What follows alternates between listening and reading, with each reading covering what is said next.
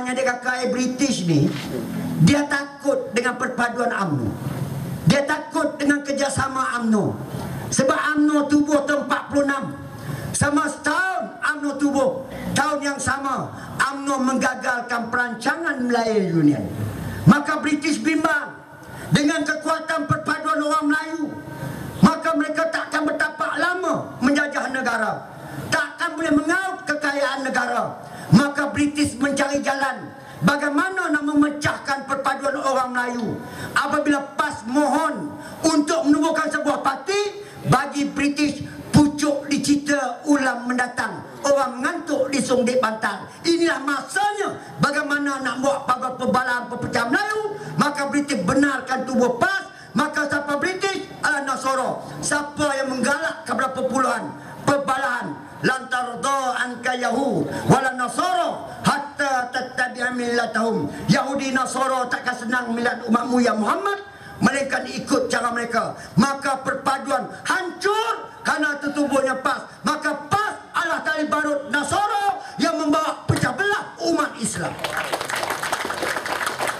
Ini tuan-tuan, ini sejarah. Benda ni Tuhan dah cerita dalam Quran. Sedangkan dalam Islam jangan berbalah. Wala takunu kallazina tafarraqu waqtalafu min ba'di ma ja'ahumul bayyinat wa ulaika lahum azabun azim. Sadaqallahul azim. Rojok surah Al Imran ayat 105. Apa kata Allah? Jangan ada di kalangan kamu berbalah. Jangan ada di kalangan kamu berpecah. Ingatlah segala keterangan-keterangan Allah yang jelas dalam Al-Quran. Kalau kita tak ikut perintah Allah, tak ikut surah Nabi SAW, kalau kita terus berbalah, maka Allah akhirkan ayat ini dengan wa ulaika lahum azabun azim. Sesungguhnya azab Allah itu amat dahsyat. Tuan-tuan, yang kita duk takut sekarang ni azab Allah. Jangan seronok berpolitik. Takut tak ni jadi kata pepatah utara, balik pulau bayar lepas, UMNO terpelau PAS terlepas. Akhirnya boleh DAP yang rampas, mampus Melayu dia rembat.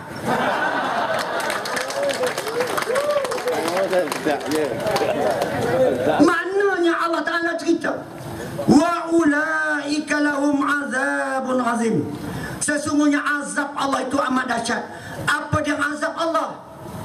Balik buka kita tafsir, baca kita tafsir Al-Azhar. Apa dia azab Allah? Ditafsirkan azab Allah kalau di akhirat, tuan-tuan, ialah neraka. Tapi kalau azab Allah di dunia, maka azab Allah di dunia jarang orang memperjelaskan kepada kita apa dia azab Allah di dunia. Maka yang kita tafsir Al-Azhar, maka diceritakan tentang azab Allah di dunia ialah apabila jatuhnya sebuah kerajaan merdeka, apabila negara dijajah semula, maka rakyat akan menderita, rakyat akan merana, rakyat akan sengsara akibat dijajah semula. Ini azab Allah. Sebab tu UMNO mempertahankan kuasa demi menjaga bangsa, agama, negara. Kerana kita takut akan azab Allah. Kalau sekiranya kita hilang kuasa, Allah memperlihatkan depan mata kita yang jelas bagaimana keadaan berlaku di bumi Iraq. Siapa yang berbalah di bumi Iraq?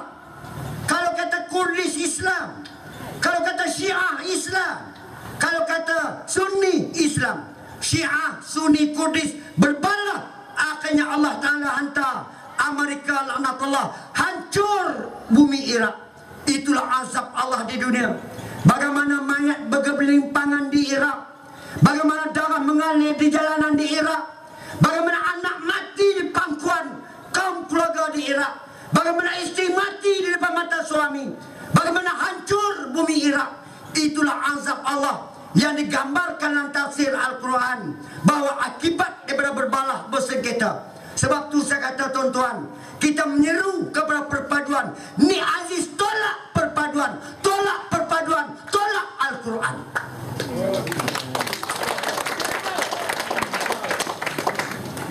Apakah ni Aziz tidak tahu waqtasimu bihablillah jami'an wa la tafarraqu? Tak tahu. Wazkuru ni'matallahi إذ كنتم أعداء فألف بين قلوبكم فأصبحتم بنعمته إخوانا وكنتم على شفا حفرة من النار فأنقذكم منها كذلك يبين الله لكم آياته لعلكم تهتدون. Surah Al-Imran ayat 1:3. Kenapa ditolaknya perpaduan? Maka tolak perpaduan, Allah menjelaskan bahawa pegang kamu dengan tali Allah, jangan kamu pecah belah. Maka perpaduan adalah wajib dalam Islam. Maka dia tolak perpaduan adalah hukum politik, bukan hukum agama. Jelas pas memperalatkan Islam. Tuan-tuan dan puan-puan, bagaimana keadaan umat Islam di bumi Palestin? Siapa yang membalah di bumi Palestin? Siapa dia? Hamas, Islam. Siapa dia? Fatah, Islam. Hamas, Fatah berbalah, akhirnya hancur bumi Palestin. Israel laknatullah akhirnya menguasai bumi Palestin. Nak bangga apa lagi? Walaupun hari ini kita bulan Rejab, kalau baca subhanallazi asra bi 'abdihi lailan minal masjidil harami ilal masjidil aqsa alladzi barakna haula, saya ke akhir ayat. Kalau nak baca tentang Mi'raj baginda Nabi daripada Masjidil Aqsa sehingga ke Sidratul Muntaha, hari ini bagaimana berlaku? Apa berlaku keadaan Masjidil Aqsa? Karena akibat berbalah umat Islam di bumi Palestin, akhirnya Israel telah menguasai Masjidil Aqsa dan bumi Palestin. Nak bangga lagi? Apa nak dibangga? Hak kekuatan Islam. Ini sebab kita menjaga politik. Ini sebab kita menjaga negara, supaya kita jangan berbalah, takut kita hilang kuasa. Maknanya tuan-tuan, pesanan Imam Al-Ghazali rahimahullah. Apa kata Imam Ghazali? Berbahagia mereka yang mati pada hari ini, tapi kesian kalah bayi yang lahir pada hari ini. Tuan-tuan faham ni? Apa makna kata Imam Ghazali? Bahagia mereka yang mati pada hari ini, sebab kita hidup daripada mereka sampai hari ini di kakak dalam keadaan aman, dalam keadaan hebat, dalam keadaan terbela. Mana bahagia kita pejam mata pada hari ini kalau kembali ke rahmat Allah. Kata Imam Al-Ghazali, bahagialah mereka yang mati pada hari ini. Pesan Imam Al-Ghazali, kesian kalah bayi yang lahir pada hari ini. Maknanya bagaimana nasib anak cucu kita pada masa akan datang. Sebab tu penting kita memelihara kuasa, tuan. Bukan untuk kita, tetapi adalah untuk generasi-generasi kita. Kalau Melayu hilang kuasa, apa akan jadi kepada bangsa kita? Sebab tu saya bercakap, tuan-tuan, bukan resis. Ada setengah, saya pernah hantar satu negara, dia kata saya bercakap soal resis. Salahkah saya bercakap soal bangsa? Sebab saya Melayu. Melayu inilah yang jaga agama di Malaysia. Bukan Cina jaga Islam, bukan India jaga Islam. Cina jaga Islam di Cina, India jaga Islam di India, Arab jaga Islam di Arab, Melayu jaga Islam di Malaysia. Saya sayang ke bangsa Melayu, karena Melayu ni yang memelihara Islam di negara kita. Apakah resis perjuangan saya? Kalau saya UMNO, apakah salah saya bercakap untuk Melayu? MCA cakap untuk orang Cina, Embassy cakap untuk orang India. Saya UMNO, saya cakap untuk Melayu. Tidak ada resis dalam perjuangan kita. Tuan-tuan dan puan-puan, hari ini kita fikir, kenapa kalau PAS ni bercakap soal Islam, tuan-tuan dengar molek-molek, kalau PAS ni bercakap soal Islam, sampai hari ini ni Aziz, habis ayat sepatah kita berdasarkan Islam, habis sepatah kerana landasan Islam, habis tu Islam, lepas ni Islam, Islam belakang kata dia. Kalaulah selama ni dia bercakap soal Islam, kita bersoal, gunakan akal kita, apakah Allah tak sayang ke?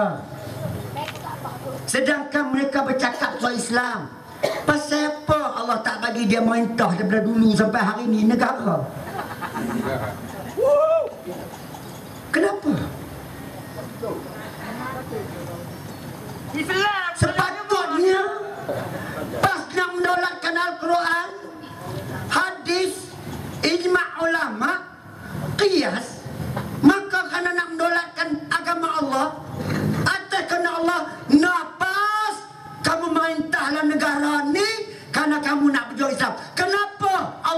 memiliki kuasa memerintah negara, maka jelas di sisi Allah, Allah beri kepada mereka yang ikhlas, kepada mereka yang beriman, beramal soleh, yang akan memiliki kerajaan di muka bumi. Bukti, balik buka surah An-Nur ayat 55 di dalam Al-Quran. Balik buka Quran, baca surah An-Nur ayat 55. Apabila Allah berfirman, A'udzubillahi minasyaitonir rajim. Wa'adallahu allazina amanu minkum wa 'amilu